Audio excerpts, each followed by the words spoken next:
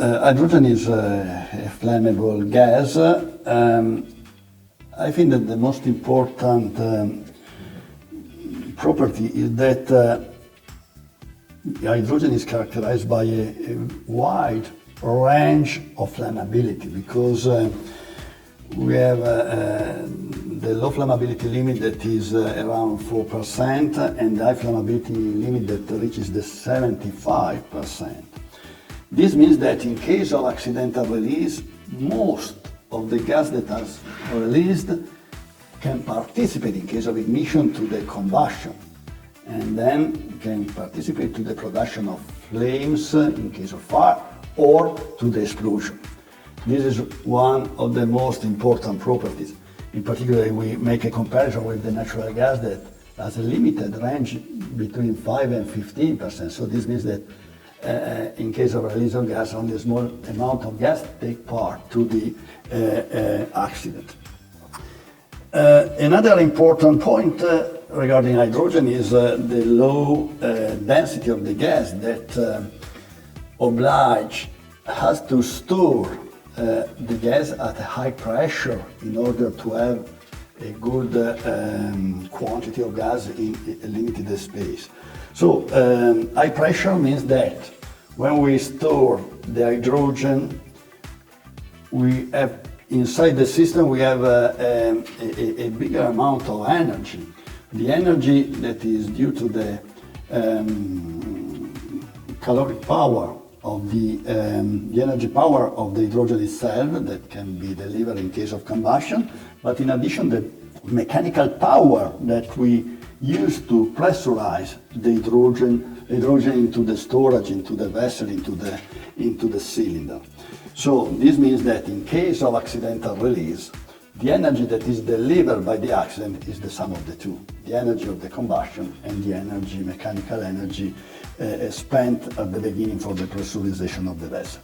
And in general, when we have an accident, the level of magnitude of the final damage is proportional to the energy that is involved in the accident itself.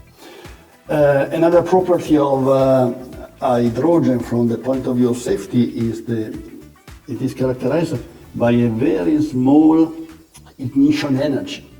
Electrostatic spark, electrostatic energy is sufficient to provide the ignition to the mixture in order to start a big fire or a explosion.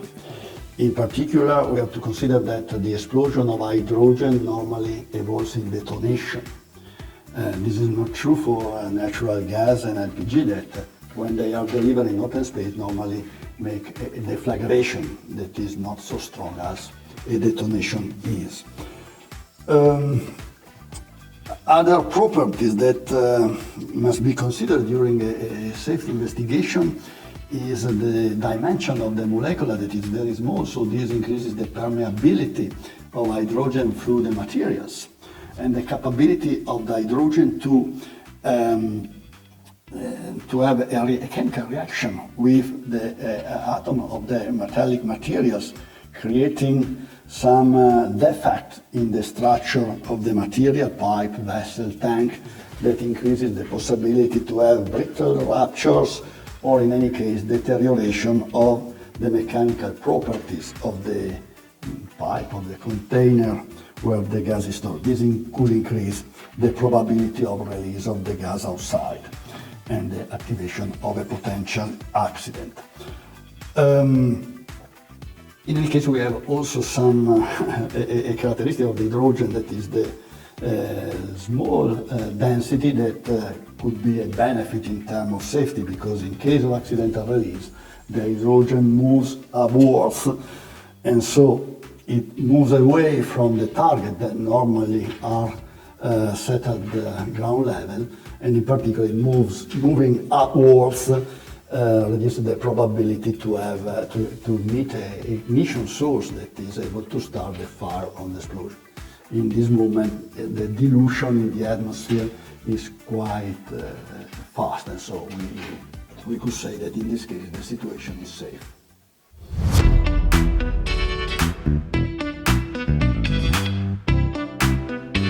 I believe that when we manage hydrogen technologies, a proper design requires an accurate risk assessment in order to identify the actions in terms of design, operation, maintenance that give us the possibility to control the risk of this type of technology for the entire life cycle of the system, beginning from the design up to the operation and at the end of the operation with the decommissioning of the technology.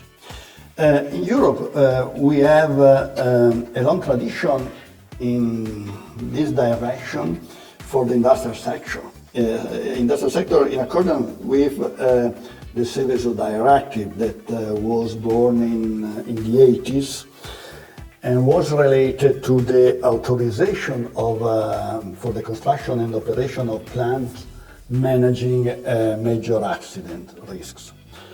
For this kind of plant, the regulation requires a risk analysis during the design and a safety management system in order to guarantee that safety is considered every day in the everyday operation maintenance activities. So this is a good approach that unfortunately at the moment is not applied in the transportation sector because in the transportation this culture based on risk analysis is not yet mature and we need further investment in this direction. Looking at the technical standard, in case we have to develop a new hydrogen technologies, I think that we have a good set of technical standards.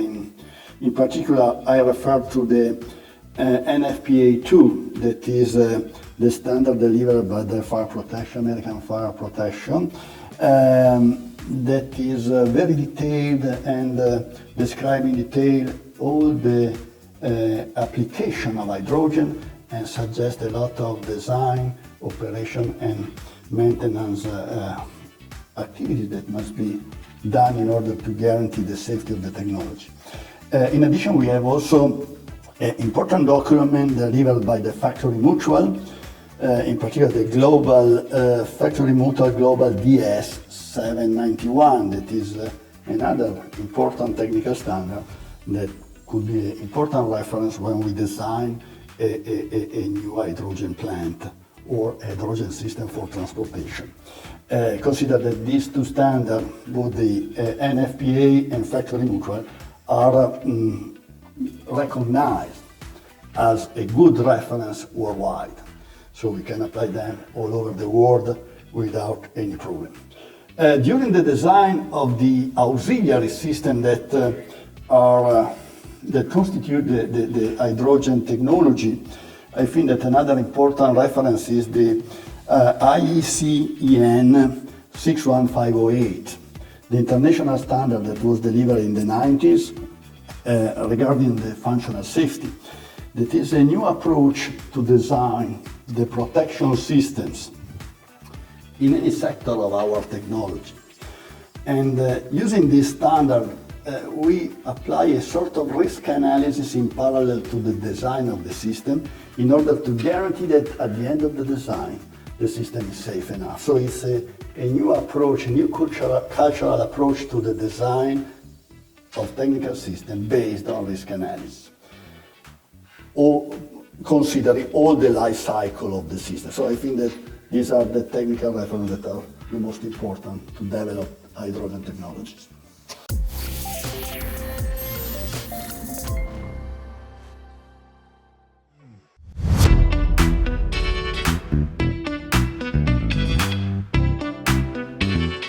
Fare un rifornimento a idrogeno è estremamente sicuro, infatti l'idrogeno viene erogato solamente nel momento in cui è effettivamente connesso a un veicolo, quindi non c'è possibilità di dispersione non voluta di idrogeno. Inoltre sono presenti tutta una serie di sistemi di sicurezza, possiamo vedere dei sensori di idrogeno e di fiamma che nel caso in cui accidentalmente ci siano delle perdite smettono di erogare idrogeno. Abbiamo poi una serie di dispositivi di sicurezza che intervengono in caso di emergenza, ad esempio ci sono dei sensori di rilevamento idrogeno e di rilevamento fiamma che intervengono spegnendo l'erogazione nel momento in cui si rileva una problematica. C'è poi un tasto di emergenza che l'utente può premere nel caso in cui si trovasse in difficoltà. Infine la tubazione che collega la pistola al dispenser è dotato di un sistema antistrappo che stacca la tubazione e fa smettere di erogare l'idrogeno qualora l'automobile dovesse partire quando la pistola è ancora inserita. Le persone abilitate per fare il rifornimento sono in possesso di una tessera che deve essere passata sul dispenser per poter avviare la procedura di rifornimento. La tessera abilita il dispenser e l'operatore può quindi inserire la pistola nel mezzo. Avvenuta la connessione tramite un sistema di infrarossi, il dispenser verifica che ci siano tutte le condizioni di temperatura e pressione per poter dare inizio al rifornimento e soprattutto verifica che nella tubazione e nel serbatoio non ci siano perdite. Finito il controllo, il tasto lampeggia di colore verde e premendolo si inizia il rifornimento. In questo lasso di tempo il dispenser eroga idrogeno lentamente fino ad arrivare alla massima pressione di 350 bar per i mezzi pesanti e di 700 bar per le automobili. Per quanto riguarda un'automobile, un rifornimento dura circa da 2 ai 3 minuti, a seconda della grandezza del serbatoio. Raggiunta la pressione, il rifornimento è terminato, si accende la luce rossa e a questo punto si può scollegare la pistola dal mezzo. La tubazione viene depressurizzata e la pistola viene riposta nel dispenser. L'utente può pagare il rifornimento tramite pagamento digitale mezzo POS.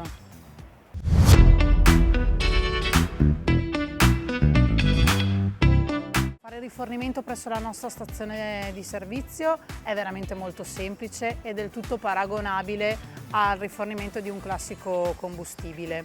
In realtà è molto più sicuro perché abbiamo tutta una serie di sistemi di sicurezza che evitano di disperdere idrogeno in maniera volontaria e anche a livello di tempo è paragonabile, infatti un rifornimento di un'automobile si attesta intorno ai 2-3 minuti, mentre ci vogliono 15-20 minuti per un mezzo pesante. Chiunque possiede un mezzo alimentato ad idrogeno può rifornirsi presso la nostra stazione di rifornimento. La stazione di rifornimento infatti è inclusa in un circuito internazionale, quindi chiunque abbia un mezzo a idrogeno può scaricare un'applicazione sul quale localizzare la stazione di rifornimento e prenotare il rifornimento tramite telefono.